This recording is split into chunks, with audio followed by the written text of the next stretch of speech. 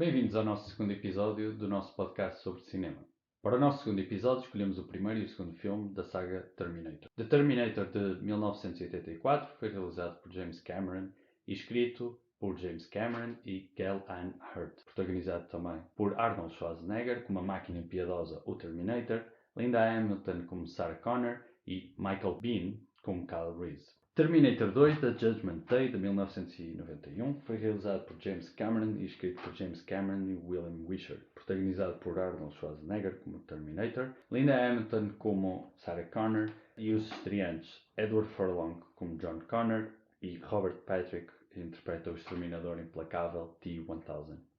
Começando, se calhar vamos falar porque é que optámos por termos os dois filmes juntos. Na minha opinião, acaba por ser uma história que faz sentido junta, porque o primeiro é diretamente impactante no segundo e é quase uma longa história. Olavo, o que é que tu achas? Eu acho que faz sentido falar dos dois como quase até como dois filmes que seguem diretamente um ao outro, até porque o próprio James Cameron pensou em alguns dos conceitos do segundo filme que eu queria até explorar no primeiro, como a própria ideia do T-1000 como um robô líquido. Ele queria introduzir isso no primeiro, mas a tecnologia da altura não o permitia, então ele acabou por pôr a ideia na prateleira com a expectativa de um dia mais tarde poder utilizá-la. É claro que acho que na altura provavelmente ninguém, se calhar o Cameron até saberia que isto poderia dar para mais filmes e dar para mais histórias, mas acho que mais ninguém nos estúdios ou mais ninguém envolvido tinha noção do sucesso que isto iria ter. E por um lado acho que isso mostra o quão visionário o James Cameron também é, com uma ideia em que ele perseguiu desde o início e até acabou por próprio despedir o agente na altura que o aconselhou a não fazer um filme de terror, de ficção científica e fazer outra coisa em vez deste projeto. E o facto dele querer levar isto para a frente, ter arranjado até arranjar ter arranjado o orçamento e as parcerias todas para levar o filme para a frente acho que é de mérito, é de valor. E fazendo a ligação direta com o segundo, porque introduzindo as personagens são as mesmas, portanto, os atores são os mesmos, temos aqui uma inversão quase de papéis para o Arnold Schwarzenegger, mas quase que não é difícil imaginar o segundo, ver o segundo filme logo diretamente depois do primeiro, fazendo aqui uma espécie de time jump de 15 anos. E em vez de termos dois filmes de cerca de 2 horas cada um, tínhamos um filme grande de 4 horas. Certo, eu acho que os filmes são indissociáveis. Acho que realmente, como tu, e acho que isso é subejamente também conhecido, James Cameron, acho que é o primeiro grande filme de James Cameron, Sim. certo? Ele tinha feito uma curta já com alguma exploração de efeitos especiais, que era o Xenomorphosis ou qualquer coisa E do depois fez género. o Piranha E depois o 2. Piranha 2, exatamente. É o primeiro filme a sério do James Cameron. E acho que eu acho que a ideia que ele tinha, o conceito que ele tinha para o filme, era um mundo tão avançado para a época, a visão que ele tinha era tão avançada para a tecnologia que existia, que acho que o primeiro filme serve quase como uma prova de conceito, não é? Porque ele tinha já muita coisa planeada na cabeça dele que a tecnologia não lhe permitia fazer. E mesmo aquilo que ele faz no Terminator 1, já, digamos assim, castrando o filme de muitas das cenas que ele queria colocar, já é muito otimista para a época. E agora vemos que há muitas coisas que não se seguram muito bem, ao contrário do Terminator 2. De qualquer forma, o Terminator 1 também temos que falar aqui do budget, não é? E temos Sim. que falar aqui da produção. Era muito curto, era um budget. Aquilo supostamente era um filme de série B, não é? Aquilo era um slasher, era um filme de terror barra ficção científica. É mais um filme de terror do que propriamente um filme de ação. E nisso também foi muito, muito digamos assim, pioneiro, não é? Porque a par do Alien que tínhamos falado no último episódio, que abriu a porta para um género completamente diferente. O Terminator 1, as pessoas estavam à espera de ver um slasher, não é? Estavam à espera de ver um filme em que existia um antagonista que era aterrorizador, mas de facto a introdução de certos elementos de ficção científica aqui tornaram o filme icónico. O facto de ser uma máquina, o facto de haver as viagens no tempo, tudo isso. Então, Eu acho que ele tem esse grande mérito, o James Cameron, de ter esse projeto e conseguir levá-lo para a frente, apesar de todas as condicionantes que houve, não só na produção, como depois no budget, etc. E depois teve a oportunidade, depois do impacto que o primeiro filme teve a oportunidade de entregar uma obra-prima, que é o segundo filme, na minha opinião, sabendo que efetivamente o segundo filme tem muito mais a dizer, pelo menos para nós.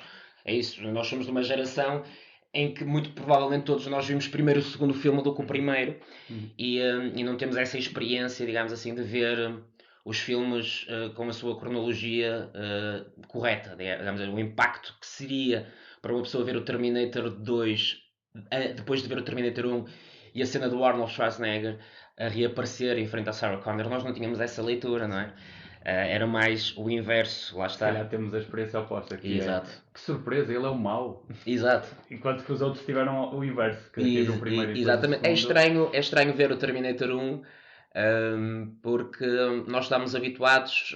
O Schwarzenegger foi um herói para nós, não é? Sim. Acho que Sim. para nós era um herói. Ele era o herói dos filmes. Era o herói dos filmes, era nesse filme, mais uma vez, a par de outros filmes que ele fez antes do Terminator, como o Commando e Terminator 2, neste caso, não é? Como o Commando O Conan. e o Conan, exatamente, ele vestia sempre a pele do herói. Eu tenho uma pequena impressão, quando vi a primeira vez o primeiro filme, fiquei com aquela impressão que quando é que ele vai ficar bom.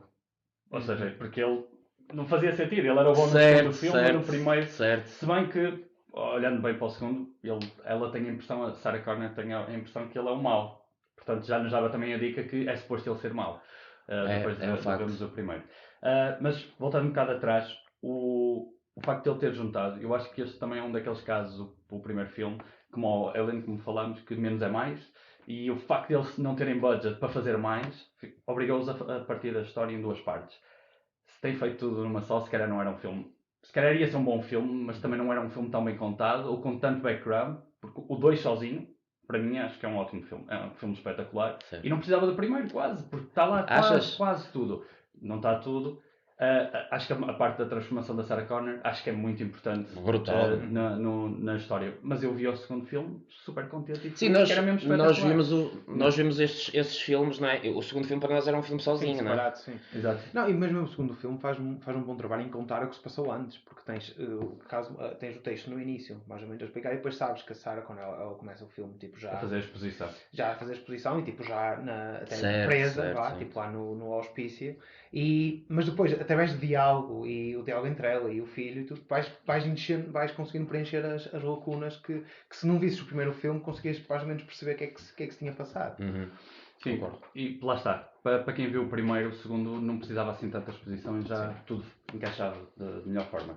Bom, falando um pouco também da premissa, que acho que para nós, fãs de sci-fi, a parte de viagens ao futuro, são acho que o que torna mais cativante a história deste filme. Sim. Não é só porque é um filme de ação, é mesmo porque como é que alguém que vem do futuro vai impactar o passado e o futuro ao mesmo tempo. E acho que só essa premissa de mandarem um exterminador para o passado, de destruir alguém que vai ser o líder da revolução, neste caso John Connor, acho que só essa premissa é espetacular. E eles no primeiro episódio, ou primeiro filme, conseguiram explorar muito mais essa temática, e depois na segunda nós já tínhamos uma bagagem grande e percebemos o conceito de viagens no tempo e como é que aquilo interagia naquele ambiente. Se nós sem o primeiro, o segundo percebíamos o que é que tinha acontecido, mas não tínhamos assim tanto contexto. Por isso, felizmente, ele não tinha budget para fazer a visão completa, porque senão ia ficar um filme de 2 horas, 1h30, 2 horas na mesma. E a história não maturava, não é? Exatamente. E acho que nós podemos ver a personagem a crescer, a evoluir, principalmente a Sarah Connor, que acho que é a personagem principal dos dois filmes, ou da história, podermos vê-la a evoluir é que acho que torna ainda mais espetacular. E vê-la logo no início do segundo filme, que é completamente transformada do que era o primeiro, e acho que isso dá um contexto muito melhor àquele que é mais, desculpa a interrupção, que é mais uma coisa que nós não temos a experiência de ver, não é? Sim. Para nós é o sentido inverso. Ver a Sarah Connor no primeiro filme sendo a típica jovem adulta, não é? trabalhar num bar, coisas assim. É estranho, porque nós estávamos habituados a ver Sarah Connor como um soldado, não é? Como... Certo, para Mas nós assumimos logo Mas que depois ela é é uma engraçado, badass. nós até podemos pôr na posição do Kyle Reese, que é. Ele nunca. Tudo o que lhe foi dito sobre a Sarah Connor era que ela era um soldado, e era um general, e era um guerreiro, e foi ela que treinou o John Connor e tudo. E depois, quando ele vai ao passado, estamos a entrar um bocado já na narrativa, mas Certo, quando o certo. Kyle Reese é enviado para o passado, ele encontra uma Sarah Connor que não era a Sarah Connor que ele estava à espera de encontrar Mas não também. ficou decepcionado. Mas não fica, não fica decepcionado. E acho que se calhar também é um bocado. Já que estamos a falar da narrativa, falar um bocado também contextualizar o que se passa no filme, que para mim eu acho ahm, que é a ideia mais original. Porque quando falamos de viagens no tempo, estamos a falar aqui de uma viagem em tempo muito linear, que é tudo o que acontece no passado vai afetar aquele futuro de onde o passado originou. Portanto, não há aqui. É uma timeline. Há uma timeline, não há universos paralelos, não há realidades alternativas, e então a premissa é de que as máquinas estão a perder no futuro, ou estão prestes a perder no futuro, conseguem identificar que o alvo, ou melhor, a causa pelo qual elas estarem a perder a guerra é o John Connor. Então pensam, não conseguimos matar o John Connor aqui, vamos matar a mãe dele, ele sem nunca mais nasce e nós ganhamos a guerra. Claro que põe todas as questões de como é que funcionam estes paradoxos a nível de viagens no tempo, mas assumindo que essa é a premissa, para mim o que eu gostei mais foi o facto de o John Connor saber que o Kyle Reese é o pai dele, ele instintivamente querer fazer com que o Kyle Reese apaixonasse pela mãe antes de sequer ir para o passado. É ele que lhe dá a fotografia, portanto o próprio Kyle Reese diz, eu recebi esta fotografia do John. Uhum. E eu acho que essa quase... Porque nós nunca vemos o John Connor, por exemplo, no Terminator. E eu acho que já isto diz muito sobre uma personagem que nós nem sequer vemos, ouvimos falar, que é, se calhar, a razão pela qual ele está a ganhar às máquinas é a maneira como ele pensa, e é como a maneira como ele quase... Olavo, eu acho que aí há uma introdução de quase uma questão filosófica sobre o filme, que é o determinismo, não é? Independentemente de tudo que faças, aquilo que é suposto acontecer vai acontecer. E o futuro influenciar diretamente o passado e vice-versa é o motivo da história de se desenrolar como se desenrola. O John Connor nunca teria sido o John Connor capaz de liderar a rebelião dos humanos contra as máquinas se não tivesse tido o passado que teve. E o passado que teve foi com Terminators. Mas agora imagina, nós se calhar podia haver um John Connor, ou o primeiro John Connor nessa timeline, que não era o filho do Kyle Reese. Que era simplesmente o John Connor. Que era filho da Sarah Connor, mas o pai era uma pessoa normal. Mas repara numa e coisa. ele mandou para o futuro, desculpa, do futuro mandou para o passado o Terminator, porque o Terminator ia matar a mãe dele. Não era porque ele não ia nascer, era porque ia matar a mãe dele. Mas há muitos pontos no filme em que tu sabes que existe só uma timeline. Não existe universos paralelos. Um dos pontos principais, por exemplo, há um salto tecnológico que permite o ser humano fabricar uma inteligência artificial. É interessante. Esse salto tecnológico é provocado por um chip, um microchip, que é encontrado onde? No primeiro Terminator. Exatamente. É o primeiro Terminator que possibilita a criação da Skynet e ou a evolução da Skynet foi muito acelerada porque tinha esse chip. Foi, exatamente. Mas se calhar já existia a Skynet. Independentemente de ter havido um Terminator ou não haver o passado. Porque se tu vires, na primeira vez que vem um Terminator, vem um do modelo 101, que é o Schwarzenegger. É o primeiro.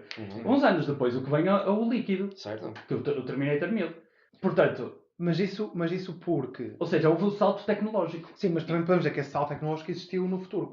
Exatamente. Se tivermos aqui um círculo mesmo, estou a fazer um desenho, mas só para tentar um bocado explicar. Se tivermos um círculo em que nós marcamos a criação da inteligência artificial, avançamos uns anos até à tal guerra do apocalipse, em que foi a destruição humana. Avançamos outros anos até ao primeiro momento em que eles decidem mandar para trás o primeiro Terminator.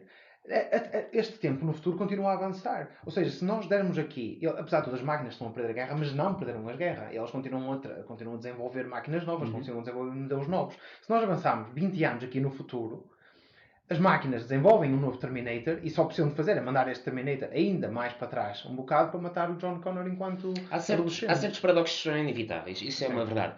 Mas, por exemplo, em 1975 surge aqui uma outra interpretação do que são viagens no tempo com o Back from the Future. Não é? O Back from the Future diz-te claramente que existem linhas temporais diferentes. Uma coisa alterada no passado, uma ação alterada no passado tem uma influência direta no futuro e cria uma realidade paralela.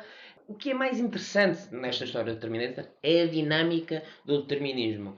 É o facto de lá está, nós, apesar deles no segundo filme, por exemplo, dizem que o futuro não está traçado e que é possível mudar o futuro, a verdade é que é quase a profecia que se autocumpre. Eles têm que fazer eles tomam aquelas ações, muitas delas inconscientemente, mesmo sabendo, por exemplo, quando estávamos a falar no início, eu não tenho a certeza absoluta que o John Connor sabe que o Kyle Reese é pai dele.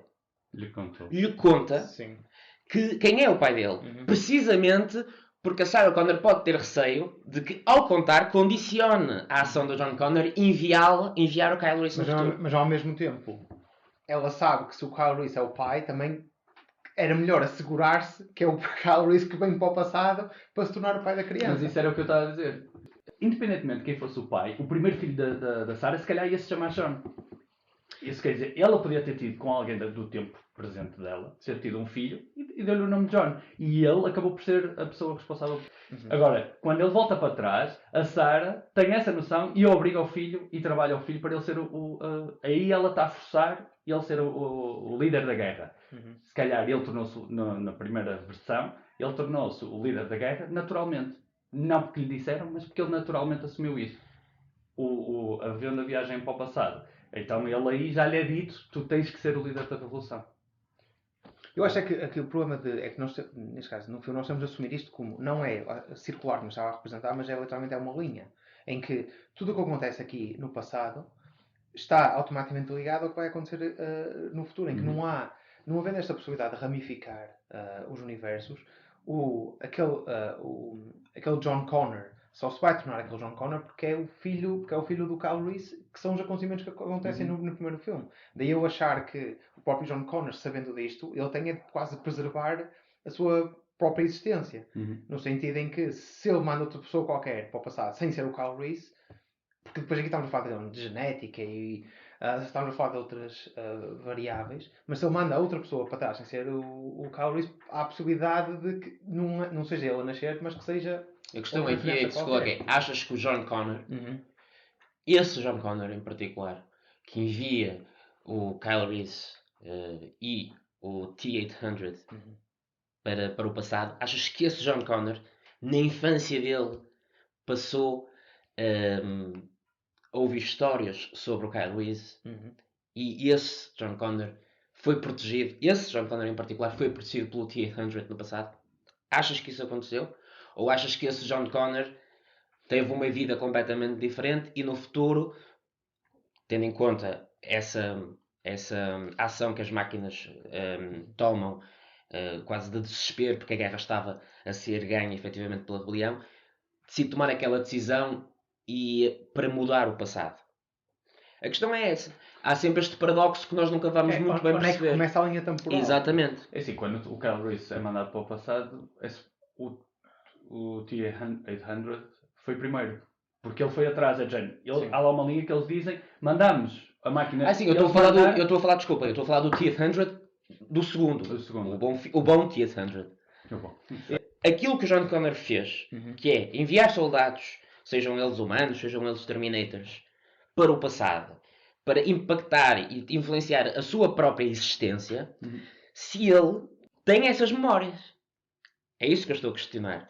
Por exemplo, se esse John Connor que envia, por exemplo, o T-800 para se proteger a ele próprio quando tem 13 anos, se tem mesmo nas suas memórias, olha, eu quando tinha 13 anos fui protegido por um Terminator. Pois, lá está. Não sabemos Nós não se sabemos. ele teve uma vida normal ou se teve uma vida... Mas pela ausência de explicação, nós aceitamos essa ideia de determinismo, percebes? Essa ideia de que é impossível fugir ao destino, quase que contrastando com aquilo que o filme, principalmente o segundo, se propõe a fazer. Sim, mas ao mesmo tempo, se formos por essa lógica, e se o próprio John Connor, aquela proximidade que ele teve com o T-800 no Terminator 2, também pode ser o que lhe tenha ajudado também a derrotar as máquinas mais tarde. Porque apesar de tudo, dos humanos, é que ele teve uma parceria mais próxima com os Terminadores. Sim, é mais um argumento. É mais um argumento que justifica o facto do John Connor ter uma visão diferente de todos que o rodeiam. Percebes? Carlos, nós viagens ao passado... Temos muito a dizer, não é? Sim, andamos aqui às voltas. E o espaço e o tempo estão interligados. Podíamos entrar aqui numa conversa filosófica, mas vamos focar-nos agora só nos filmes e assumir que essas ideias são como o filme nos conta. Ok. Quando é que foi a vossa primeira experiência a ver o 1, a ver o 2? Ou melhor, a ver o 2 e a ver o 1? Lado.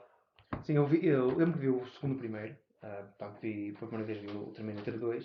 Eu lembro que estava em casa de uns tios, meus primos estavam todos a ver, portanto, era novo, ia ter 7, 8 anos.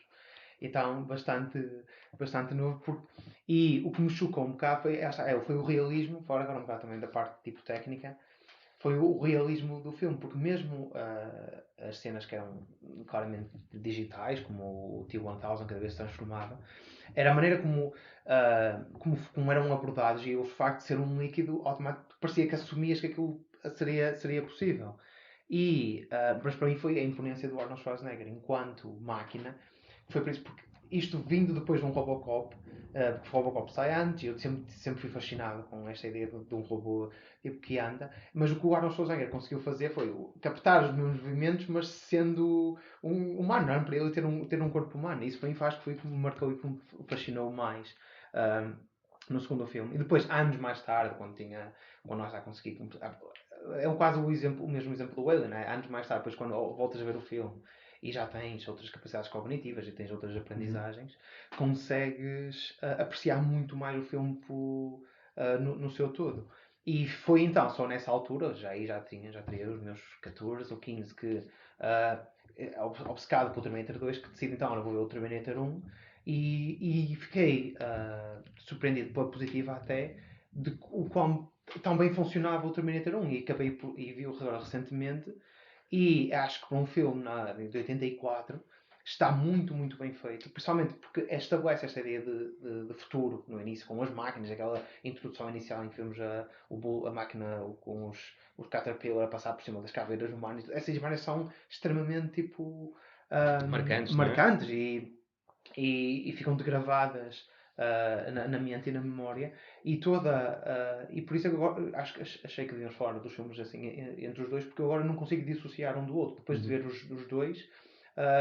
Percebo que há ideias que são postas no primeiro que são depois mais tarde exploradas no segundo. João. Sim, a minha experiência é muito semelhante à tua, Olavo. Eu cresci a ver, eu nem consigo fazer exatamente, lá está o pinpoint de quando vi exatamente o filme. Eu cresci a ver o filme, mais uma vez, era daqueles filmes que eu tinha o VHS e vi, eu acho que deve ter sido dos filmes que mais vezes vi, o Terminator 2. Quase que sabia as falas de cor daquele filme. Mas o Terminator 1 vi a posteriori, isso tenho a certeza. Não terá sido tão tarde, não teria 15 anos, se foi mais cedo. Lá está, porque depois fiquei alerta de quando passava na televisão. Isso é aquela parte que quando nós gostamos de cinema começamos a ver, eu gosto deste realizador, deixa ver os filmes que ele fez no passado, ou eu gosto deste filme, deixa ver os filmes anteriores. Certo. E acho que o Terminator 1 encaixa nessa...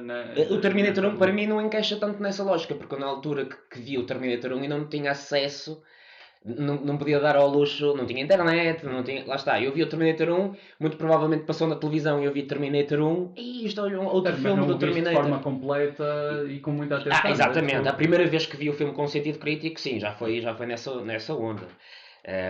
Pronto, de qualquer forma, aquilo que eu posso falar agora do Terminator 1 que vi com, lá está, com essa mais à frente, com uma experiência posterior ao Terminator 2, é um bocadinho da linha do que o Olavo estava a dizer, aliás, que era um budget tão baixo, é quase um filme série B, não é? Um B-movie. Acho que ninguém estava à espera que o impacto que aquilo ia ter, mesmo culturalmente e no cinema. E lá está, introduzirem essas temáticas de ficção científica, viagens no tempo, o antagonista não ser propriamente uma pessoa má, é só uma pessoa programada para agir de uma determinada forma que vai contra as intenções dos protagonistas, não é? Aliás, essa particularidade acontece também no segundo filme, quando vamos a ver a Sarah Connor. A Sarah Connor é, para mim, a grande estrela destes dois filmes. E vemos a Sarah Connor a vestir a pele de Terminator, não é? No segundo filme, quando vai...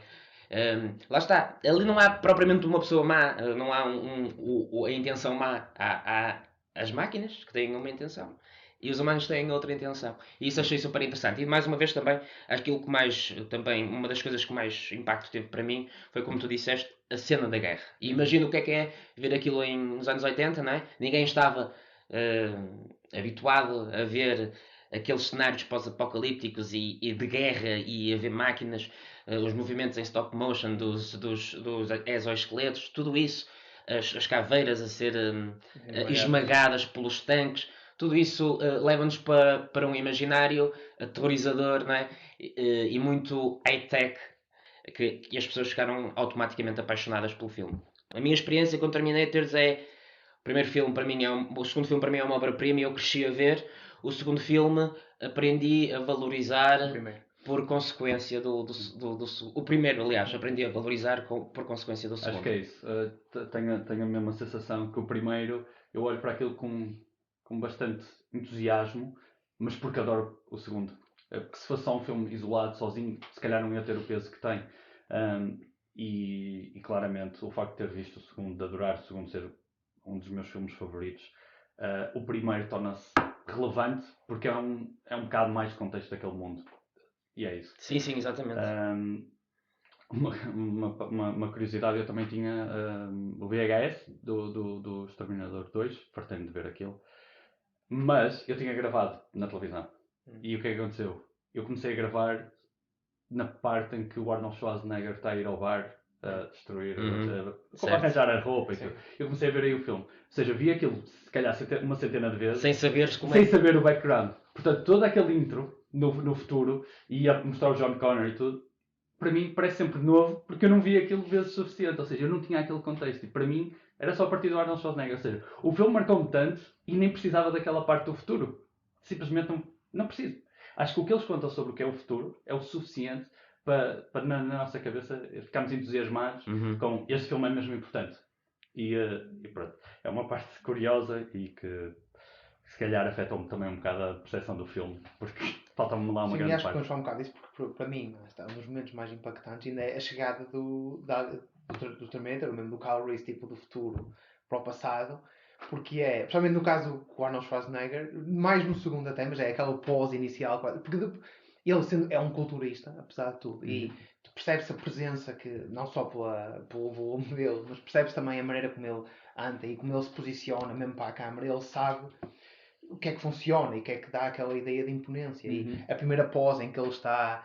vemos a chave do Kyle Reese em que ele cai mesmo, e todo trapalhão e até no chão. E depois vemos o oposto, que é como é que um Terminator chega ao passado. E depois vemos isso até no segundo que o E essa pose é muito disso, provavelmente até... E é uma pose do culturismo mesmo. Sim. Vemos e em que são os dois com o joelho no chão e os braços dos dois lados. E que depois o que eu adorei que eles fizeram no segundo é que no primeiro percebe-se que há uma ideia de dar uma bolha quase, uma bolha de proteção à volta deles. Mas no primeiro passa um bocado despedido, enquanto no segundo eles chegaram ao ponto e corta tudo, portanto corta um bocado do caminhão que está lá e essa imagem deste aspecto quase de esfera negativa de proteção fica, e não me lembro de ver mais nada assim em nenhum filme ou algo tão icónico. E depois lá está, o brutal é aquela no segundo quando ele vai ao bar e vai procurar as roupas em ele andar. Sabias que há uma curiosidade que posso partilhar convosco? Na altura a Corolla tinha um budget de 80 milhões ou qualquer coisa assim para o filme, e durante o desenvolvimento do filme o budget teve que ser alargado, teve ali uma atualização, mais 10 ou 15 milhões, qualquer coisa do género. E um dos responsáveis, um dos produtores que investiu, já não me recordo o nome, ficou com algum receio, não é? Pronto, são mais 15 milhões, é mais investimento. E temos que, se calhar, provavelmente podemos cortar aqui algumas coisas para conseguir balançar aqui o budget. E uma das coisas que eles queriam cortar era essa cena, a cena do bar, a cena inicial. E o Schwarzenegger, eu vi uma entrevista que ele próprio diz: uma cena de abertura com esse impacto, para tu quereres cortar, és mesmo, eles chamam-lhe um studio guy. Um studio guy. Porque não podes cortar, porque faz um paralelo idêntico ao que acontece no primeiro filme. Que é, ele chega o primeiro instinto dele é: eu tenho que passar despercebido. E como ele explica muito, uma das explicações que eu até gosto muito no filme é porque é que eles não conseguem transportar roupas ou armas para o passado, é só tecido orgânico. Daí a razão de eles terem de revestir os Terminators em tecido orgânico para os poderem mandar para o passado. Portanto, e o facto de a missão dele é infiltrar-se E ele sabe que tem de ir buscar roupa, tem de ir buscar roupa porque não pode andar nu na rua. Certo. E a brutalidade com que ele ataca aqueles 3 tipos que estão ali no primeiro filme versus a brutalidade com o segundo. O Bill Paxton, não é? No primeiro filme. Sim, nota-se que no segundo filme é um Terminator que já foi programado de maneira diferente. Ele tem a programação que se tem de infiltrar, mas tem uma programação que, apesar de o John Connor ainda não lhe ter dito que não podia matar ninguém, e há esta aprendizagem entre os dois, mas vê-se que a postura dele é ligeiramente diferente. E eu acho que ele, o Schwarzenegger, todos eles, lá está, como tu disseste, há aqui a repetição do Schwarzenegger, da Linda Hamilton. Há uma cena extra no Director's Cut que o Michael Biehn ainda entra no Terminator 2 a fazer uma visita fantasma, um sonho à Sarah Connor. Portanto, todos eles. Até a própria história, a forma como eles começam é no futuro, as máquinas a passar por cima dos ossos, o caminhão, um carro de combate a capotar. Sim. Ou seja, eu acho que no segundo até voltaram a repetir e estenderam mais um bocadinho da história, só que eu acho que acabaram por James Cameron a querer, eu queria fazer isto melhor, vou fazê-lo novamente, e é a mesma coisa, é muito parecido o intro dos 2 filmes, só que melhor, e com as naves com melhor aspecto. Sim, e posso estar errado, mas acho que há depois, esta subversão e esta quase inverter os momentos em que no primeiro filme tu vês primeiro o Arnold Schwarzenegger a chegar, que é o assassino, vá, e depois chega o herói. E no segundo filme, acho que não estou errado, não tenho a certeza. acho que vemos o Arnold Schwarzenegger a chegar primeiro, exatamente como no primeiro filme, mas desta vez os papéis estão invertidos, em que o herói chega primeiro do que o vilão. Sim, eu acho que para quem vê o segundo filme, nós, lá está, como não conseguimos fazer essa... aliás, desculpa, só para terminar uma ideia que estava a ter há pouco. Como este cast foi todo trazido do primeiro filme, todos eles evoluíram.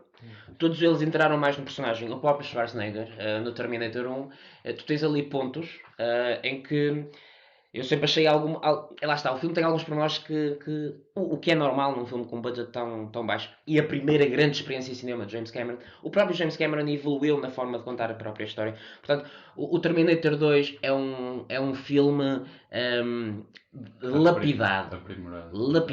E o Terminator 1 não, é um filme mais tosco, é um filme em que ele está a fazer experiências. Ele próprio não sabia como é que queria fazer muitas coisas. Por exemplo, nós conseguimos ver o Terminator na zona do bar no primeiro filme, quando encontra a Sarah Connor pela primeira vez e começa a matar toda a gente, ele quase que faz um blink, pestaneja quando dispara. O que é uma coisa que um Terminator não faz. E ele treinou um mês com armas.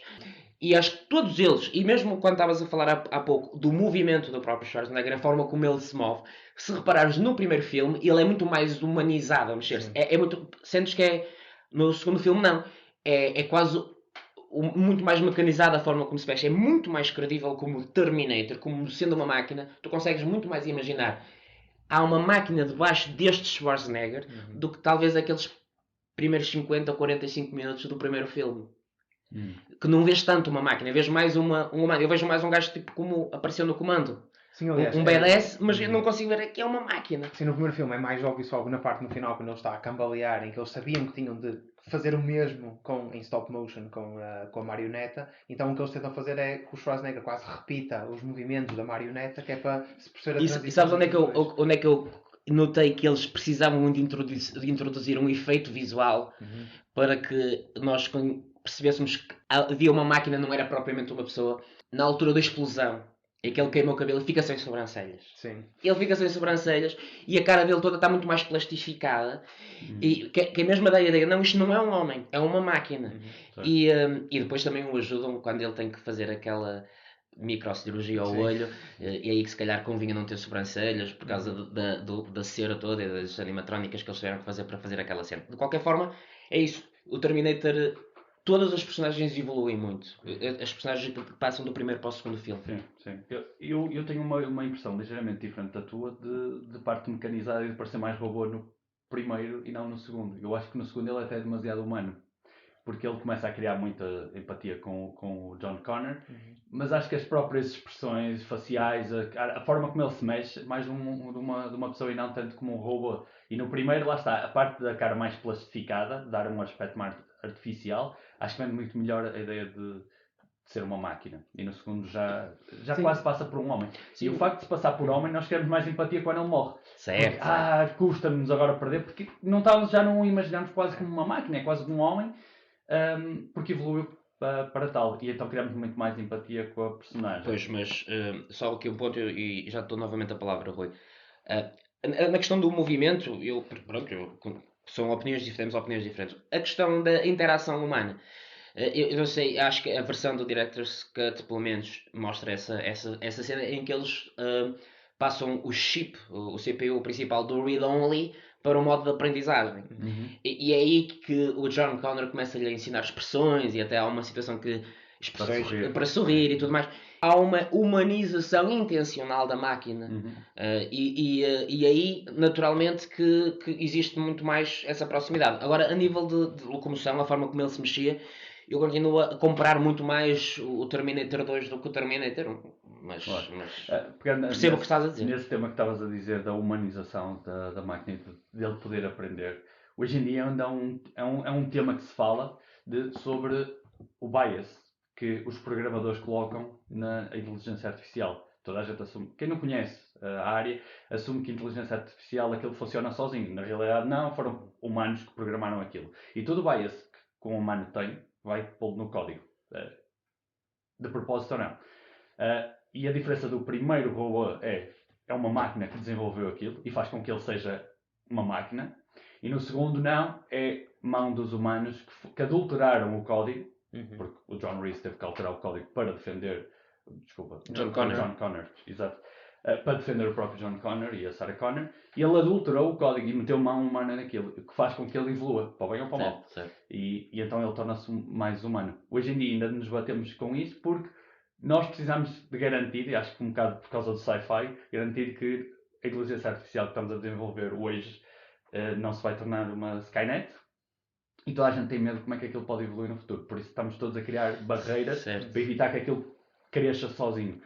Pior é crescer sozinho com o bias de alguém menos positivo. Exato. Por assim se dizer. Pronto. E é engraçado, esses paralelismos ainda hoje estamos a lidar com eles. Sim, eu acho que o que torna a personagem icónica, o Terminator, é uma personagem icónica, é precisamente essa humanização progressiva que existe no segundo filme da máquina.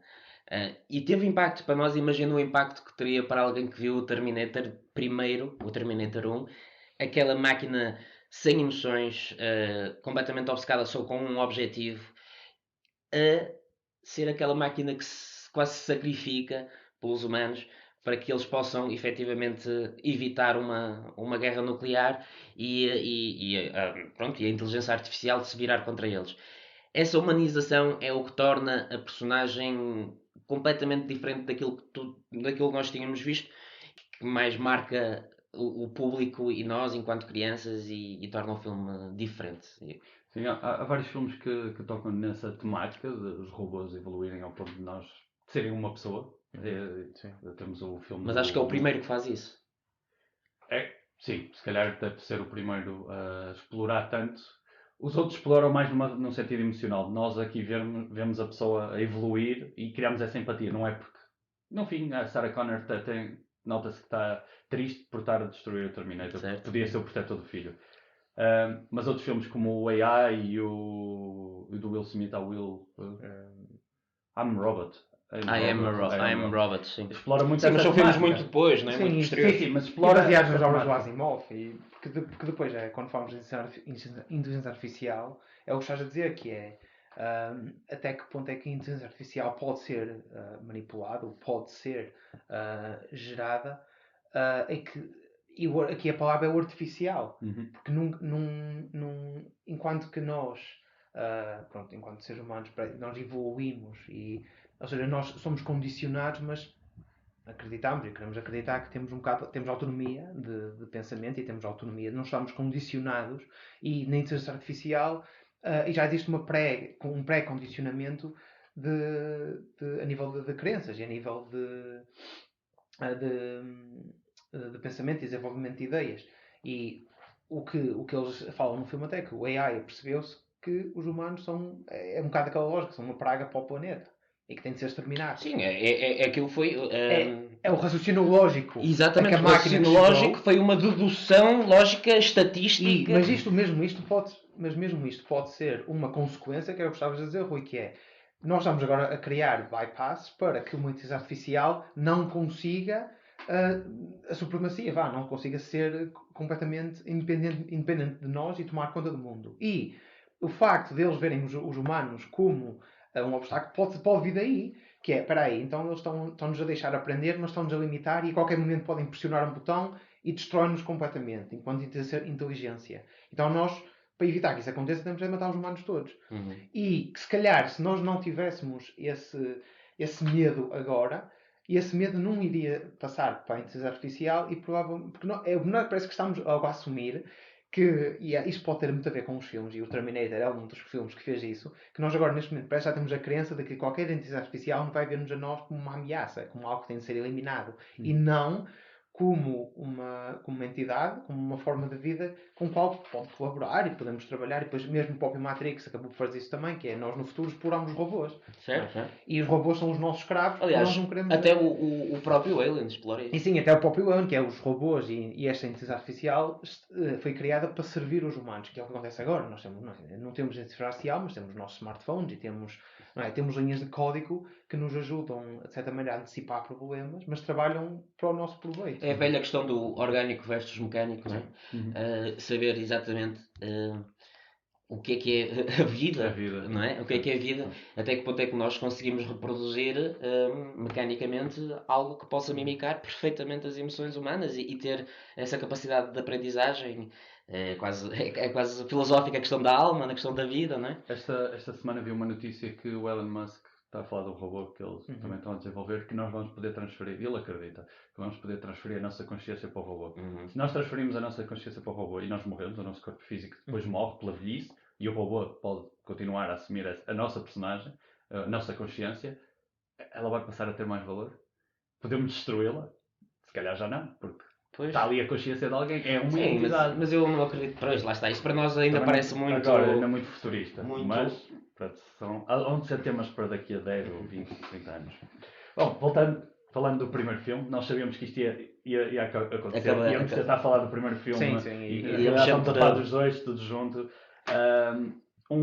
A forma como começa a contar a história do primeiro filme e a situação improvável, que é uma rapariga que trabalha num café a servir, e a cena do gelado, o miúdo a meter-lhe o gelado na coisa, que se calhar é uma cena muito anos 80, portanto, uma estupidez, os pais não estarem ali a tomar conta dele, mas parece uma heroína, neste caso, pouco provável.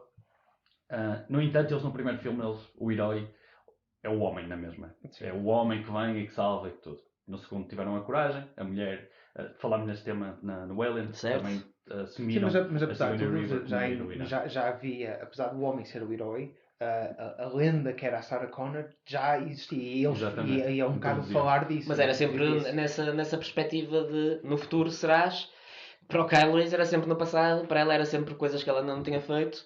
Mas existe lá está, James Cameron, existe muito essa estereotipização, digamos assim, dos personagens. A Sarah Connor, ele diz propriamente, no fim, é uma everyday girl, não é? É exatamente a típica pessoa. E o que é ótimo, porque nós queremos criar esta relação com as pessoas, quer dizer, qualquer um de nós poderia ser o herói nesta história, e não alguém como a Sarah Connor no segundo filme, ou seja, que já é uma badass e que ela, sozinha, faz a diferença. E pronto, lá está. A importância do primeiro filme está-nos a dar um bocadinho mais de humanização às personagens e que se calhar ainda criamos mais relação com elas.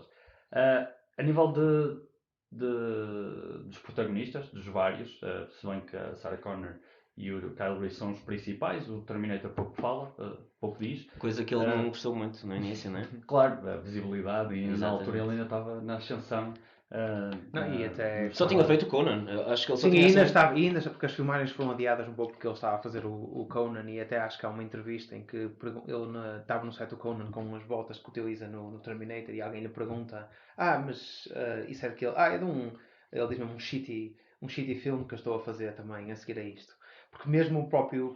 E é engraçado porque havia aqui uma animosidade mesmo entre o James Cameron e o Arnold Schwarzenegger, antes sequer deles se encontrarem, porque fazia parte do plano do James Cameron arranjar quase uma discussão, uma luta com o Arnold Schwarzenegger para ir dizer aos produtores, não dá, eu não consigo trabalhar com ele.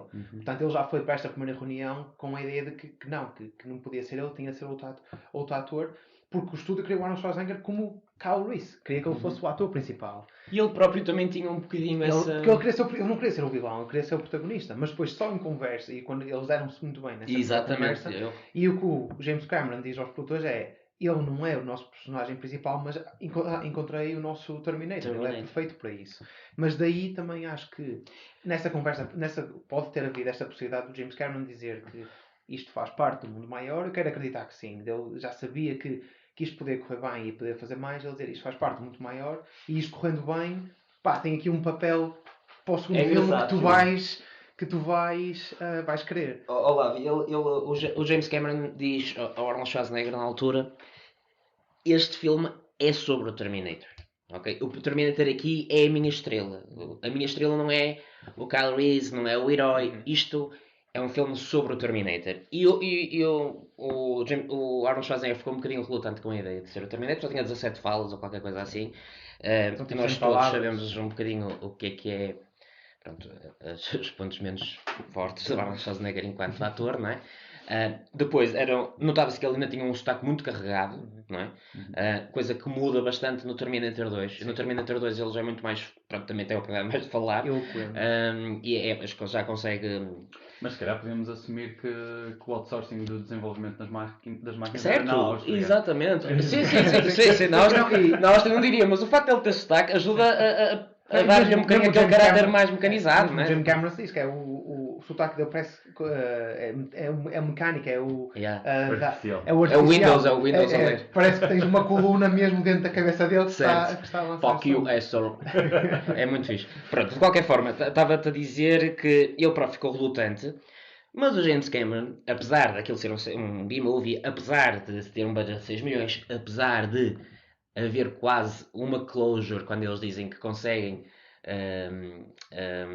destruir a máquina do tempo, a máquina que permite viajar no tempo, e por isso é que o Kyle Reese não pode voltar para trás, não é? Ninguém pode voltar para trás. Eles enviaram uma mim e enviaram o Terminator. Aliás, as máquinas enviaram o Terminator e o John Connor enviou uma mim, e depois eles destruíram aquilo, não é? Isso quase que põe em causa a existência do segundo filme. Como é que depois... Ok, ele não estava lá para ver se aquilo foi destruído ou não. Ou nem só isso, foi destruído aquele que eles sabiam, porque eles seguiram o Terminator até lá e descobriram aquela... Certo. Podia haver outro ponto... Há ali alguns pontos que tu percebes que o James Cameron fica um bocadinho naquela... Não sei se terei a oportunidade de fazer um segundo filme, por isso vou dar aqui certas nuances de algum closure, não é? Mas efetivamente ele tinha essa intenção de contar a grande história que é o Terminator 2. Mas ele deixou muito em aberto. Por exemplo, na parte em que eles estão a preparar, estão no hotel e estão-se a preparar a fazer bombas caseiras. E ele está a ensiná-la a ela, de alguma forma também está ali a mostrar que ali é o início dela como soldado, em que ela começa-se a preparar, a conhecer armas e a saber como criar. Sim, é isso, Rui, é isso. Eu acho que ele tem essa esperança, mas ele estava no escuro, ele não fazia ideia qual era o impacto que o filme ia ter, e se iria ter a possibilidade de fazer um Terminator 2. Aliás, depois do impacto que o filme teve no cinema, já houve logo rumores sobre o Terminator 2, que depois só foi lançado 7 anos mais tarde, porque depois houve a questão da Orion, que era a distribuidora, o estúdio teve que ser, foi vendido, depois quando a Corolco comprou aquilo é que conseguiram começar a desenvolver o filme, e aí deram-lhe um orçamento gigantesco. Ele até diz que o orçamento do primeiro filme não dava para pagar o salário ao Arnold Schwarzenegger, não é? Por isso a ideia aí é: finalmente eu tenho a possibilidade agora de criar o mundo que idealizei. Mas ele não fazia ideia se isso ia efetivamente ser possível, porque tudo dependia do impacto que o primeiro Terminator ia ter. Claro. Falando dos protagonistas, de todos os atores e a sua performance, como é que vocês acham do primeiro filme? Eu posso começar? Incluindo não só os principais. O primeiro filme, se estás a falar só do primeiro filme.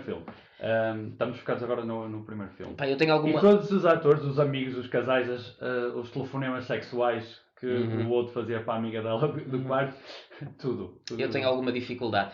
Por exemplo, o Michael Biehn, que faz de Kyle Reese, eu acho que ele é muito bem criticado, no filme, depois acaba por a carreira dele não correr na melhor forma, mas eu acho que ele tem algum overacting em alguns pontos do filme. Eu não sei, também é típico desses filmes dos anos 80 e desse tipo de filmes em particular. O Arnold Schwarzenegger não posso dizer que tenha sido bom nem mau porque Foi eficiente. foi O eficiente, homem- se investe bem perfeitamente mas depois eu começo a pensar se calhar se eu ao catálogo do Mr. Olympia dos anos 80 qualquer um deles conseguia fazer, não sei, não faço ideia. De qualquer forma eu gosto muito do Arnold Schwarzenegger, mas eu vou ter que dar o destaque provavelmente à Linda Hamilton.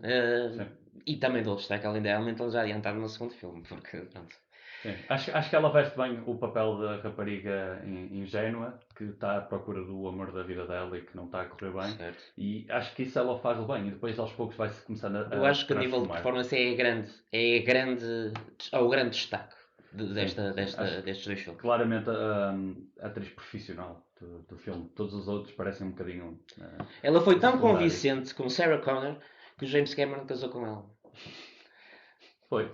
James Cameron foi casado com ela entre 97 e 99, qualquer coisa desse género.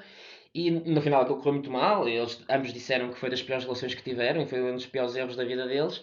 E a Linda Hamilton disse: não, o James Cameron apaixonou-se pela Sarah Connor, não foi para mim. Ok. Seria um bocado o Tarantino com a. Uma Thurman, mas a personagem do Kill Bill. Sim, o James Cameron tem essa particularidade, é que agora aqui só um trivia.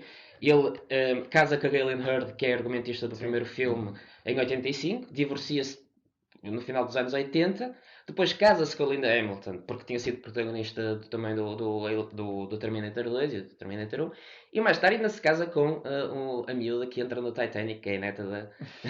Portanto, James Cameron, tenham cuidado se forem escolhidos. Ele tem dificuldade em separar o trabalho sim. Muita gente conhece o amor da sua vida no trabalho, não é? Certo. É perfeitamente normal. Sim, ele já conheceu 3 ou 4. E ele lá está, muda muitas vezes. Mas em fases diferentes da vida, por isso. Certo. O resto dos atores parecem mesmo de um filme série B. Sim, mas não sei, Olavo, tu destacarias... Não, acho que o primeiro é um bocado difícil a falar, tipo, lá está, o elenco de atores, porque o elenco Podias destacar o Bill Paxton, que são 2 minutos que ele entra, mas são muito convincentes. Sim, mas parece mais um cameo quase de um ator noutro filme. Mas eu acho que é porque o cast de atores é tão limitado e o próprio não é que as personagens sejam descartáveis, mas parece que são descartáveis. Mesmo a colega de casa dela, Ginger, que se chama, não é? Ginger, sim. Mesmo, essa veste mesmo, lá está, o estereótipo é o perfeito daquela pessoa. É o típico, lá está, mesmo isto sendo considerado um filme quase de um slasher, tu automaticamente, esta vai ser das primeiras a morrer, e não tens hipótese, porque o próprio filme segue esse estereótipo, que é a miúda sossegada, calma, é a que acaba por sobreviver no fim. Que isto é o que vai acontecendo nos filmes de terror dos anos 80 e no início dos anos 90.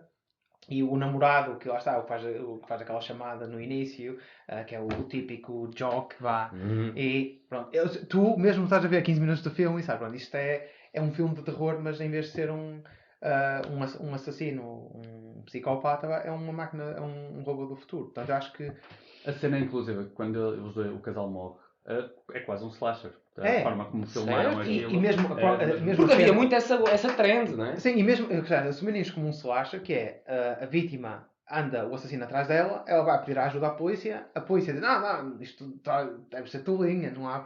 Não, mas nós não acreditamos em ti, até que realmente começam a acontecer mais assassinatos, a própria polícia começa a ficar um bocado receosa e até que depois há aquele showdown todo na esquadra e então que no fim é a fuga final do assassino e a personagem acaba por conseguir matar o assassino. Então bate todos os beats. Agora, por isso é que queria dizer, a grande diferença aqui era o mundo que o Cameron estava a criar e a ideia que ele... porque ele parece que a certo ponto, e ele, há um momento em que ele tem uma luta com um estúdio, porque eu acho que o estúdio até lhe disse que iam fechar o projeto todo se ele continuasse a filmar mais cenas do futuro, porque ele queria filmar mais cenas do futuro. E há um flashback em que o Kyle Reese lembra-se quando ele vai a uma base e entra um Terminator por lá e mata toda a gente que está na base.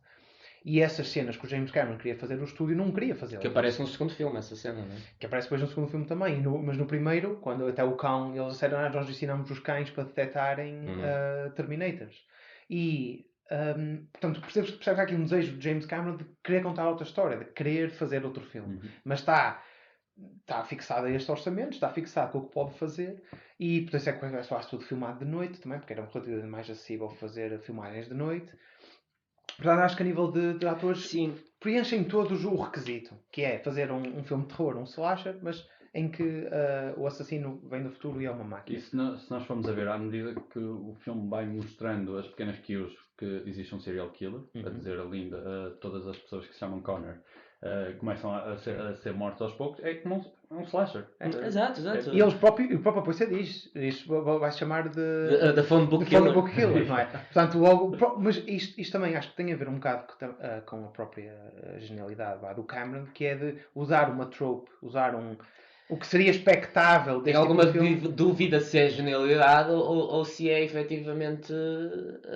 Não, eu acho assim, eu quero acreditar que sim, porque ele está a fazer um pouco, e agora fazendo um bocado de paralelismo, está a fazer um pouco o que Christopher Nolan fez no início da carreira, que é ele sabe as histórias que quer contar. Pega um modus operandi. Ele sabe o que é que quer fazer, mas ao mesmo tempo ele sabe o que é que os estúdios que têm de vender. Uhum. E neste momento, estamos nos anos 80, estamos a meio dos anos 80, e o que vende é os filmes de terror, é os slashers. Ele teve de disfarçar um filme de ficção científica como um slasher e vender essa ideia ao estúdio. Desculpa lá, voltando aqui um bocadinho atrás e para falar disso quando estavas a falar dos cães, sobre o facto de eles foram treinados para conseguirem detectar Terminators, e notas aí um bocadinho a visão de James Cameron sobre a criação de um mundo muito mais complexo do que ele apresenta no Terminator 1, quando fala em unidades de infiltração. Basicamente, os Terminators eram agentes de infiltração, porque pronto, tinham tecido vivo em cima de um exoesqueleto, conseguiam fundir-se facilmente com os humanos e era muito difícil para os humanos detectarem. O que é que acontece? No primeiro filme, a ideia que ele tinha era de um Terminator ser uma pessoa comum. Ele muda essa ideia quando tem essa reunião com Arnold Schwarzenegger. Tu percebes que o Robert Patrick, que faz de T-1000 no segundo filme, é muito mais a visão que ele tem de um Terminator. E tu consegues perceber essa evolução também das próprias máquinas, a programação das próprias máquinas. A maneira como o T-800 do Arnold Schwarzenegger entra no primeiro filme, ele não se confunde. É muito difícil ele fundir-se em alguma coisa, não é? Basta ele começar a andar, toda a gente sabe perfeitamente que ali não é uma pessoa comum, não é? E a forma como ele, tem muita dificuldade em comunicar. E lá está, também ainda estava a aprender inglês.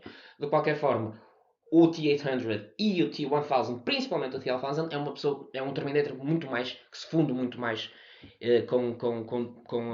tens a questão de ele perguntar quase cordialmente aos miúdos, viram o John Connor, perguntar aos pais se podiam ficar com uma foto do John Connor. Acho que essa era muito mais a visão que o James Cameron tinha do Terminator. Sim, mas que acaba por mudar quando ele se encontra com o Schwarzenegger, em que, por uma questão, ele diz que a audiência vai fazer o tal suspension of disbelief em aceitar aquela personagem para se infiltrar, mas a própria escrita da personagem muda, porque se é uma personagem que é suposto infiltrar-se, ele quando vai comprar as armas e mata o vendedor logo assim ali, ele percebe-se, não, vou mudar a abordagem para este, e então isto não vai ser um agente infiltrado, isto vai ser uma máquina de matar. Exatamente. Que não vai parar por nada e depois pega nesse conceito inicial que tinha para levar para o segundo filme com o T-1000. E outra particularidade, que acho que é uma das falhas do Terminator, principalmente. O filme tem alguns pontos, não é, que tu... Por exemplo, se ele é efetivamente uma máquina de matar e não para sob qualquer ameaça, porque é que ele quando tem um acidente de carro desaparece? Sim. Para se recuperar. Ele não faria isso. Ele nunca faria isso. Ele sairia do carro e iria continuar atrás deles, porque é para isso que está programado para fazer. Uma das cenas estranhas dos slashers é que muitas vezes os assassinos têm quase uma força sobre-humana. Depois são descobertos e são pessoas normais. E não faz qualquer tipo de sentido. E neste caso nós temos um robô... Faz sentido.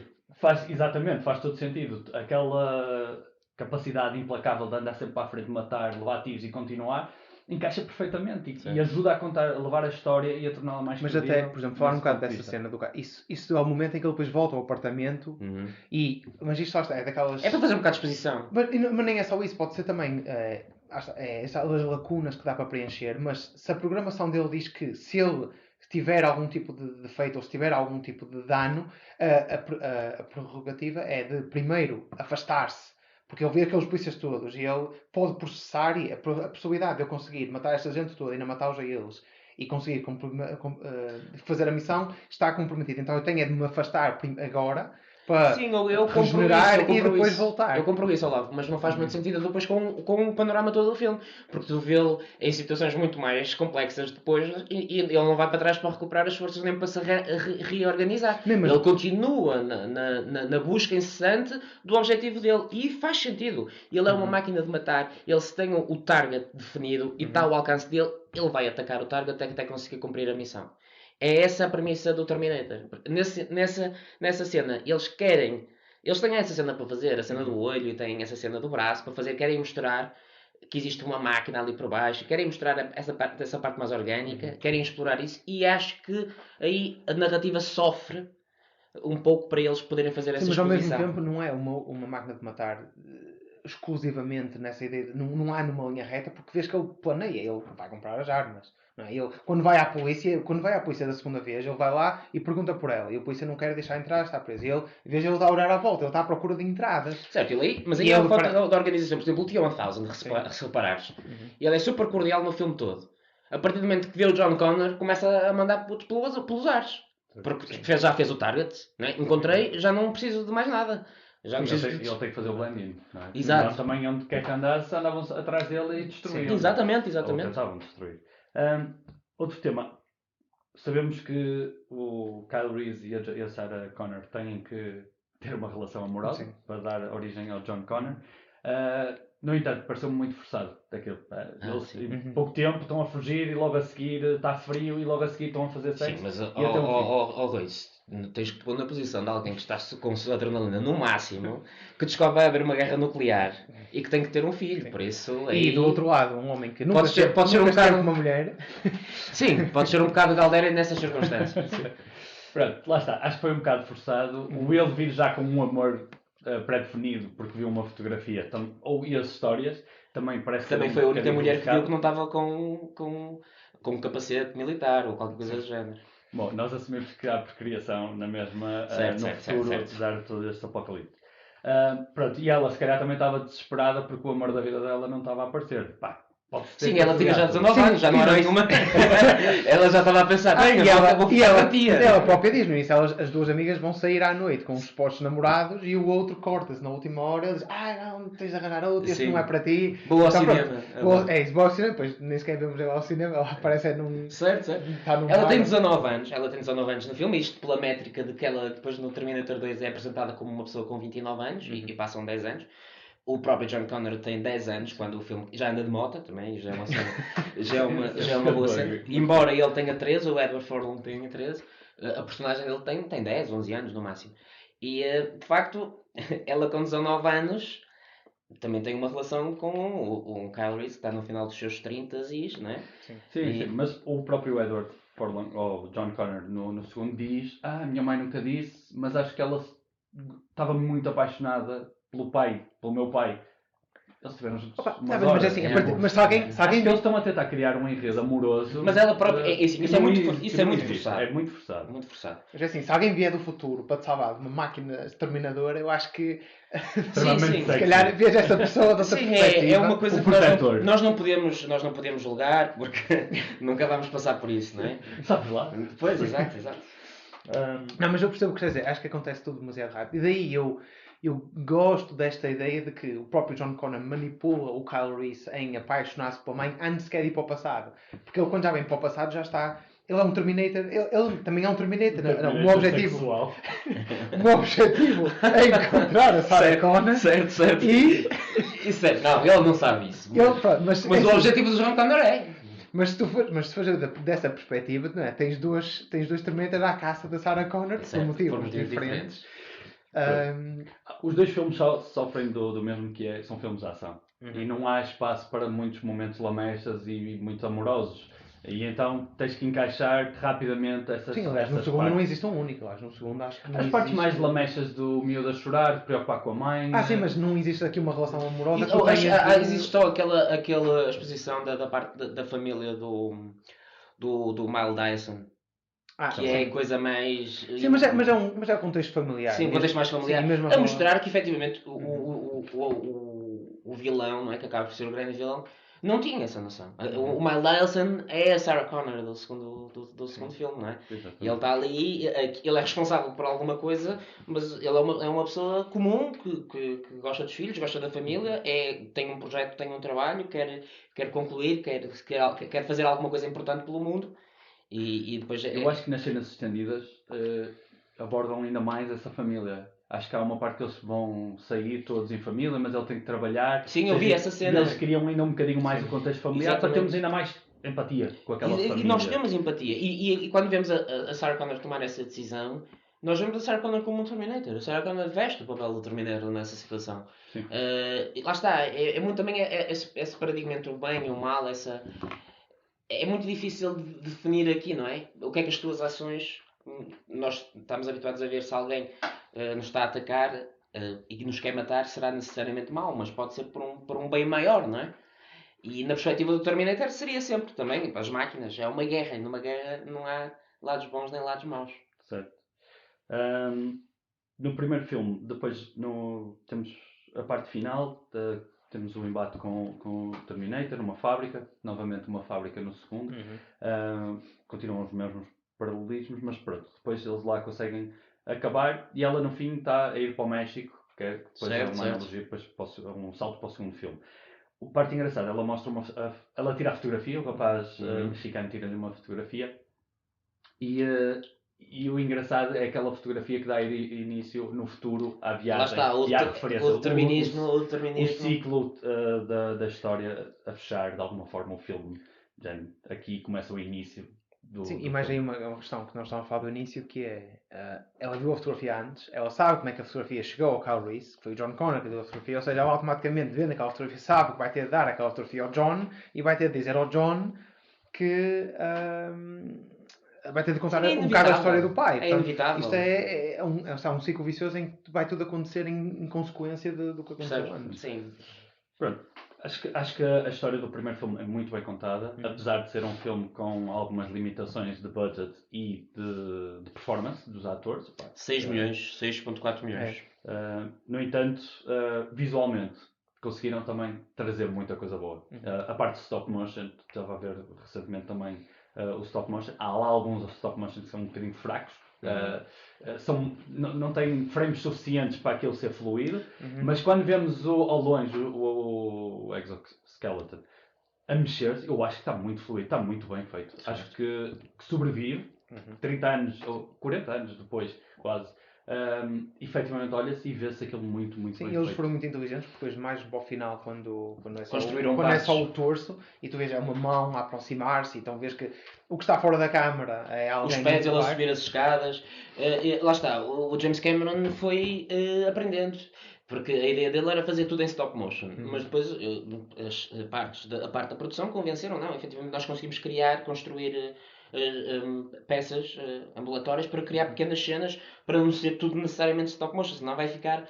Nós não temos esta credibilidade, não conseguimos fazer isto da forma fluida como tu queres fazer. Coisa que depois choca completamente em 91, calculo eu, para quem era fã já da Terminator.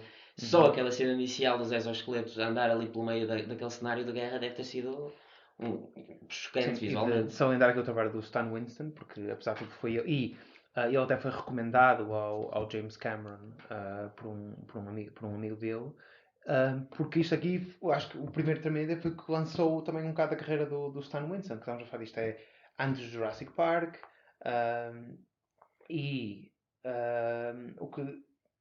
as técnicas que foram desenvolvidas a nível de stop motion, que nós estamos a dizer, que é o construir um parcial de uma marioneta, e que foi uma coisa muito que eles acabaram de utilizar depois mais tarde, mesmo com o T-Rex e os Velociraptors no Jurassic Park, é o construir parcialmente só, porque depois a tua mente preenche o resto para trás. Mas fora um bocado aquela cena no corredor em que vês o esqueleto que a lançar para eles, acho que é extremamente credível. E é uma coisa que eu fora um bocado, que é as limitações a nível de orçamento, acho que acabam por ajudar a história, porque na prática é um robô.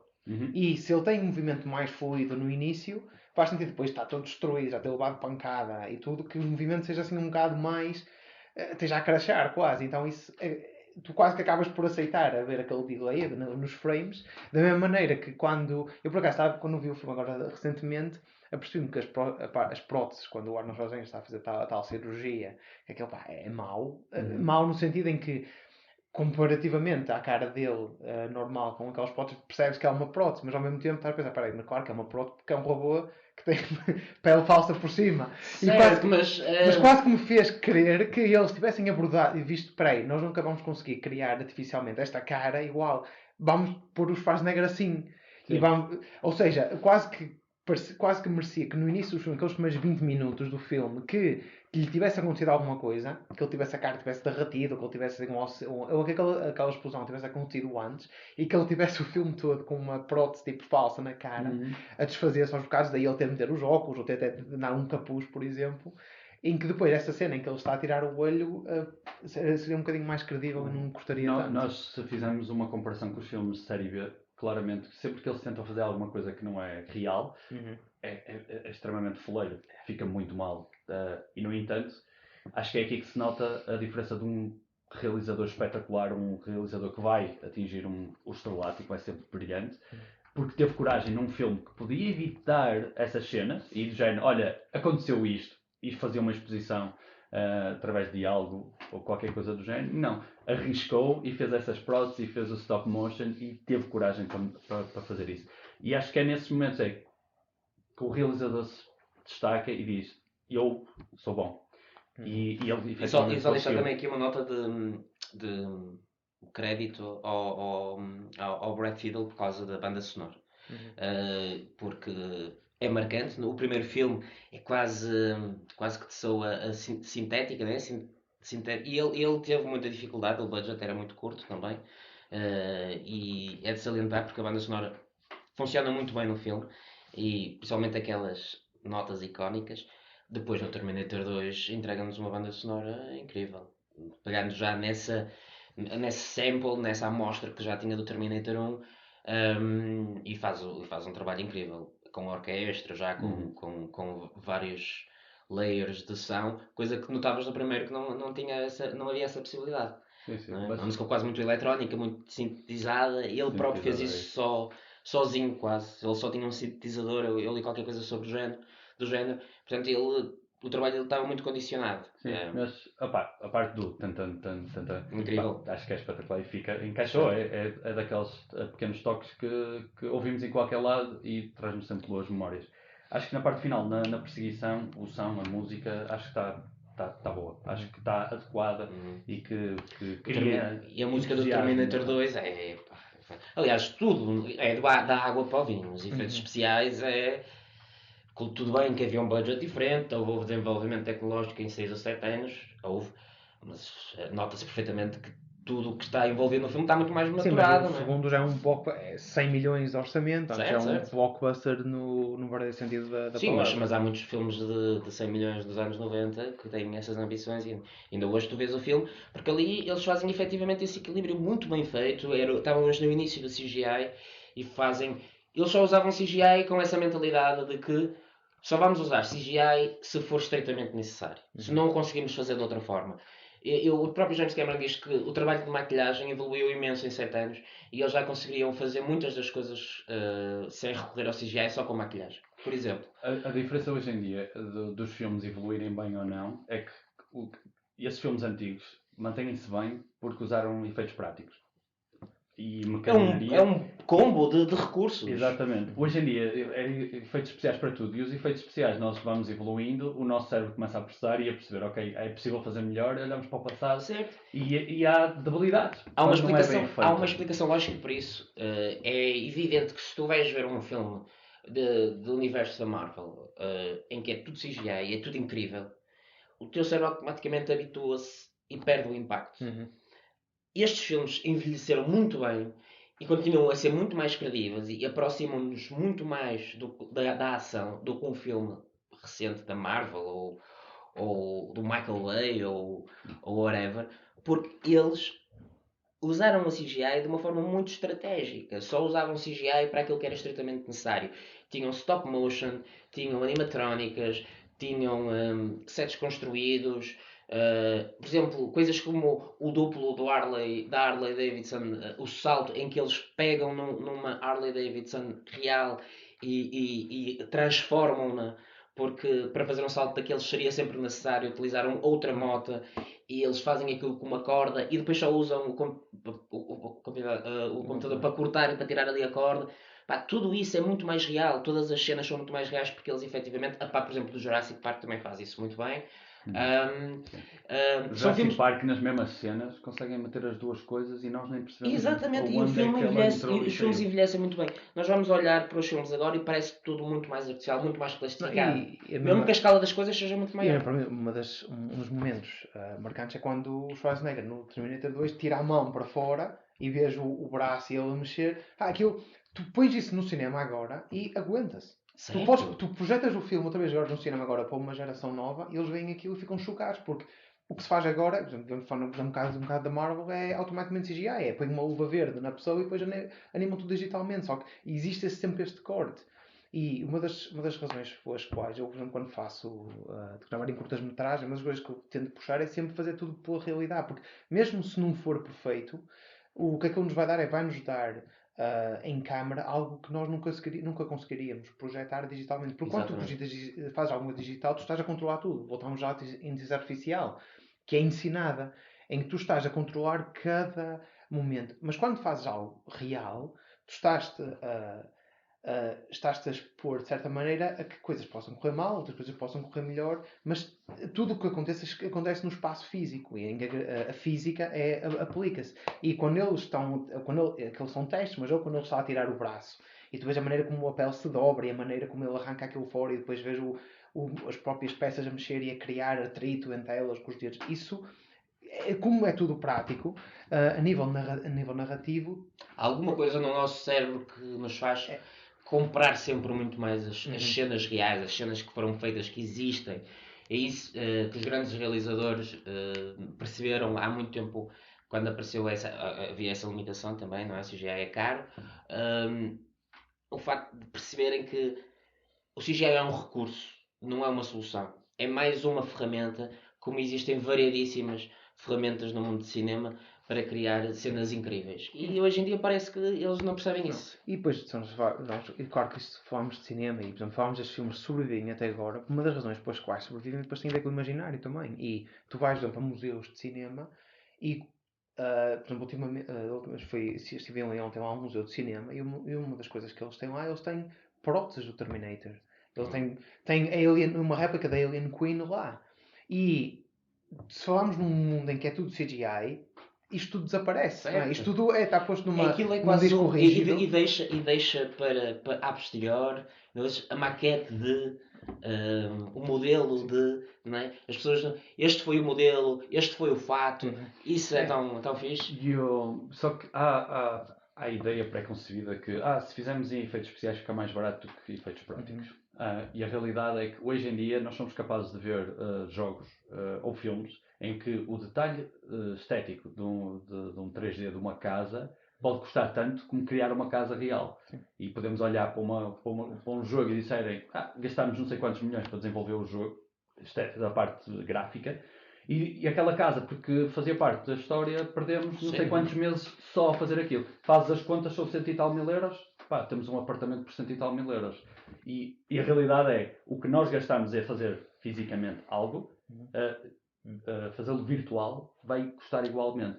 Portanto, eu acho que é também uma forma de controle e de facilitismo, porque não têm que estar lá, não têm que, podem apagar, tirar, mudar, alterar. Exatamente, também tem muito a ver com a pouca confiança que muitas das vezes os realizadores e os estúdios têm na própria forma como o filme processo. Claro. Processo. Por exemplo, o quarto filme do Mad Max, que foi feito há 6, 7 anos, Sim. o Furiosa, é tudo feito em efeitos práticos. Sim, E mas nota-se é a um bom diferença. exemplo. Exato, é isso. Lá está, alguém que continua a ter coragem de eu vou fazer desta forma e vai correr bem. E o filme visualmente é espetacular. É das melhores coisas que vimos nos últimos anos, sem dúvida. E nós sabemos que aquilo é muito difícil de atingir. É uma coisa que é preciso muita sincronia para aquilo acontecer. Focando agora também no segundo, já temos vindo a falar bastante do segundo filme, apenas para contextualizar também um bocadinho mais, focado no filme. O filme tem tudo e mais do que o primeiro. É extraordinário o filme. E nota-se que ali finalmente o James Cameron tem o dinheiro, tem a tecnologia para contar aquela boa história. O primeiro deu-nos o contexto, o segundo é a ação e é a parte brutal do filme. Acho que a grande diferença para este filme também é o novo Terminator, o T-1000, que acho que o Patrick acaba por fazer um papel espetacular. Acho que é um Terminator espetacular, cheio de estilo, e que efetivamente traduz a visão do James Cameron para alguém mortífero e alguém que faz o blend-in na sociedade. Pronto. Temos o John Connor, finalmente. Acho que ali a idade dele, 10 anos, alguém que tenha aquela capacidade não faz muito sentido, mas para o bem da história, ele também faz parte, tem 10 anos e é um rebelde dos anos 90. Temos muita coisa boa aqui. Há vários momentos do filme. A cena do café, quando o Arnold Schwarzenegger chega para recuperar a roupa. A parte do shopping, a parte do hospício, a parte deles a fugirem do hospício. A parte do shopping é Guns N' Roses, não é? Sim. Exato, Guns N' Roses, exatamente. A perseguição após o shopping, a parte final, ou seja, é muito difícil de dizer quais são os momentos que nós gostamos mais, porque acho que todo o filme é ação pura e muito bem feita. Qual é que é o vosso momento favorito do filme? Olhando para todos estes vários momentos, qual é o que vocês classificavam como o melhor? Para mim, é para vos dar também um bocadinho de tempo para pensar, para mim é a parte do hospício. Eu acho que está tão bem feita. Acho que o Silverman, que é o nosso comic relief de todos os filmes, faz também um ótimo papel do psiquiatra que já desde do primeiro filme que prometia fazer uma carreira à volta daquela história do Cal. E acho que está tão bem feita que é o choque, é o momento em que todas as personagens finalmente estão juntas, porque a primeira hora nós não temos a Sarah Connor. 40 e poucos minutos. Ou seja, acho que a história, quase que aquilo é o intro, os 40 minutos é o intro da história, e quando a Sarah Connor entra, aí sim é que a história se começa a desenvolver. E ali é o culminar de todas as personagens no mesmo sítio. E a vê-la a tentar escapar, a mostrar o quão espetacular ela é e quanto evoluiu de um filme para o outro, acho que é um excelente momento. E depois, quando eles estão todos a fugir, as lutas, ela vê a primeira vez o T-100. Ou T-8000. 800. Não, é T-800 neste caso. 800. O vê a primeira vez e fica horrorizada e ele vem para me matar e começa a fugir. E o miúdo chega lá e diz, não, ele está aqui para ajudar. E quando o Patrick, o T-1000, está a entrar e a passar as grades, acho que é um momento surreal. A própria câmera faz um zoom in nas três personagens, quase como a preparar o público, de género, preparem-se que vem aí uma coisa espetacular. E ele a passar pelas grades. Certo. O James Cameron e a equipa deles, acho que deviam ser todos uma cambada de arrogantes, porque eles tinham uma coragem enorme para fazer estas pequenas coisas. Podiam fazer coisas assim à distância, ou evitar até fazer o show-off, porque eles basicamente durante o filme têm muitos momentos que fazem show-off. Essa cena foi muito trabalhosa, não é? Essa cena das grades. E é espetacular, e o pormenor da arma ficar presa e tudo, é tudo muito bem pensado. Não é, vamos meter aqui uma cena que vai dar nas vistas, não. Faz parte da história e ajuda a dar credibilidade aos efeitos que foram feitos. Eles voltam a ser arrogantes na parte final, quando o Arnold Schwarzenegger está a lutar dentro da fábrica contra o T-1000, em que ele, por exemplo, dá-lhe um murro, a cabeça segura-lhe o braço e depois começa a gozar com ele. Isso. Essa cena tu sentes quase um evoluir da capacidade técnica que eles tinham. Porque essa cena é incrível. Essa cena quando o Arnold Schwarzenegger lhe dá o murro e a cabeça dele se transforma na mão, era coisa que eu acho que eles no início do filme não estavam à espera de conseguir fazer. Exato. E eles brincam com a situação como quem nós dominamos. Somos tão espetacular, dominamos isto e podemos fazer isto e estamos a mostrar-nos, a fazer o show-off. E tanto que depois o Patrick volta ao normal e também o líquido, aparece o humano e o líquido por cima ao mesmo tempo e está muito bem feito. Essa cena também acho que essa cena foi a pior cena a nível de produção, de realização. Essa cena de quando o Robert Patrick morre e depois começa a assumir as várias personagens, a renderização dessa parte demorou imenso tempo, foi a cena mais cara do filme. Pronto, e para mim a cena do manicômio é mais espetacular. Olá. Eu, para não falar do manicômio, porque acho que realmente é o ponto alto em que é a primeira vez que voltamos a ver a Sarah no filme e vemos que há uma mudança completamente a nível de personagem, a nível de personalidade. Então, para não falar nesse momento, eu acho que para mim o que marcou mais foi, e foi um ponto em que tocámos já nisso, é a relação do John com o T-800, com o Schwarzenegger. E o evoluir disso. E o evoluir disso. Porque é a primeira vez, nós temos um robô, temos uma máquina que tem a mentalidade de uma criança, quase. Só que é uma criança com capacidade de matar qualquer pessoa que tenha à frente. Então, mas tem de ser quase guiado, tem quase de ser orientado no que é a nossa ideia de moral. Mas mesmo a própria moral do John Connor no início é um bocado corrompida, porque ele tem os pais adotivos que roubam-os e foge às aulas. Ou seja, ele não é um exemplo de cidadão, pronto, de criança neste caso. E temos essa criança rebelde a tentar ensinar uma máquina mortífera do que é que se pode e o que é que não se pode fazer. Eu acho que esta dualidade foi bastante interessante.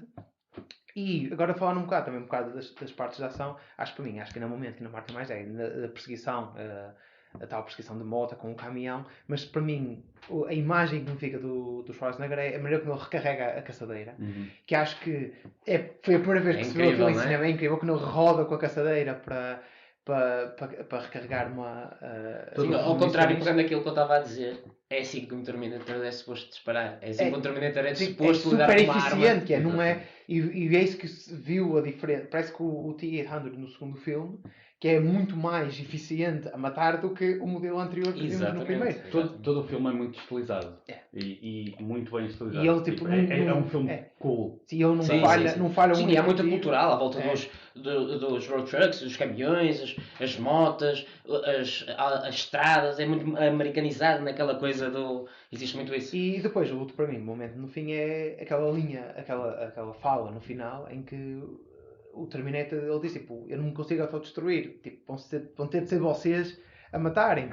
E aí é a evolução das personagens, mesmo o John está completamente destruído pelo facto de eles terem de destruir o robô agora, porque nem é uma necessidade, é o que ele disse. Sim, é a primeira figura paternal. Sim, e eu não posso deixar nada de mim para trás, eu não posso deixar nada de... Porque vimos o que é que aconteceu quando, com o modelo anterior dele que ficou para trás, que permitiu, foi o que criou na prática a Skynet. Então ele diz, eu tenho de ser destruído, mas não pode destruir, tem de ser vocês a matarem-me. E o Sarah Connor a fazer isso. E eu acho que acaba por dar, apesar de nós sabermos que existem mais filmes do Terminator para a frente, mas acho que, focando só nestes dois, como um ciclo, acaba por ser um ciclo perfeito para as personagens, porque nós não assumimos, a maneira como o segundo acaba, daí já sabemos que a Sarah Connor é em general quase, eles sabem que o final do mundo está a chegar, portanto é inevitável, a questão é que eles não salvaram o mundo, eles só deram foi uma possibilidade à humanidade para continuar a lutar porque o John sobreviveu. Certo. Ou seja, a Sarah sabe que vai ter de treinar o John para se tornar o líder do futuro para ele poder. O objetivo aqui nunca é evitar o que se vai passar. É garantir que se passe. E isso foi o que ficou comigo no final do filme, que é o objetivo final deles não é salvar o mundo no sentido de prevenir esta exterminação pelas máquinas, que eles sabem que isso vai acontecer. É impossível isso não acontecer. Mas é sobrevivência, é um filme de sobrevivência. E no final, ambas as personagens sobrevivem, sabendo qual é o futuro que eles têm pela frente. Pronto, é assim, lá está, o que tu destacarias mais no filme é efetivamente a evolução gradual da interação entre o John Connor e o Schwarzenegger, e é de facto aquilo que para mim tem que assumir, que é o que mais marca também. Agora, se tivesse que escolher uma cena, eu também teria que sempre passar pela cena do manicômio. Eu não queria escolher a mesma do que tu, não queria... Não te deixo. Pois, exato. Mas teria que ser, porque para mim é a sequência mais incrível do filme. O filme está recheado de sequências incríveis, que tu falaste dela. É muito, se calhar, inglório destacarmos uma cena, mas a destacar aquela que teve mais impacto, efetivamente, foi a do manicômio, porque também acho que foi aquela que exigiu até mais da Sarah Connor a nível de representação. Aquele choque, aquela mudança de feeling em relação ao Terminator, ver o John, ver o Terminator que deve-lhe ter assombrado os sonhos durante anos, Epá, toda aquela construção é incrível e a forma depois começamos a primeira vez que sentimos os impactos dos efeitos especiais no T-1000, não é? Aquilo que ele é possível fazer quando leva, o que é que acontece quando ele lá está, passa pelas grades ou quando está a perseguir o carro. É No incrível. elevador, a espetar. No elevador, a espetar. facas. Porque já tínhamos visto que ele pode efetivamente levar tiros e tal, mas não tínhamos bem a consciência. Quando o Terminator na porta do elevador lhe dá mesmo com a shotgun na cara e abre-lhe a cara em dois, né? E ouve-se quase aquele. Parece quase um Velociraptor. É muito, muito, muito boa essa série. Pronto, e depois eu acho que não há muito mais a acrescentar relativamente ao segundo filme. É uma obra-prima para mim. Tem tudo o que é necessário. É um filme que tem. Pronto, não falta nada. Temos ficção científica, estamos agora a falar dos dois filmes. Temos romance, temos um filme de ação, temos um filme que aterroriza também. Temos terror, temos ação, temos drama, temos viagens no tempo, temos sci-fi. Portanto, temos ótimos efeitos especiais, uma mega produção, portanto, é um full package. O filme é de facto, os filmes, e destacando mais o segundo, é de facto obrigatório para mim porque é um filme top 10. Concordo. É um daqueles filmes que toda a gente merece ver. Se tem que escolher no meio dos 6 ou 7 filmes e séries de TV, vejam o 2, se é só para selecionar só o 2, senão o 1 e o 2 é um excelente combo. É um filme atual, moderno, cool e que inspira qualquer pessoa que goste de cinema ou que seja realizador, e acho que é assim que se faz um bom filme. Portanto, é uma boa referência.